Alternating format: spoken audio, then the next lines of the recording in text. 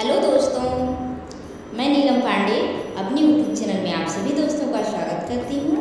बहुत ही प्यारा सा आषाढ़ माता का गीत लेके आई हूँ। आइए गीत का आनंद लेते हैं। प्लीज़ गीत पसंद आए मेरे चैनल को सब्सक्राइब कीजिए, वीडियो को लाइक कीजिए, शेयर कीजिए, प्यारा सा कमेंट जरूर दीजिएगा। आइए गीत का आनंद लेते हैं।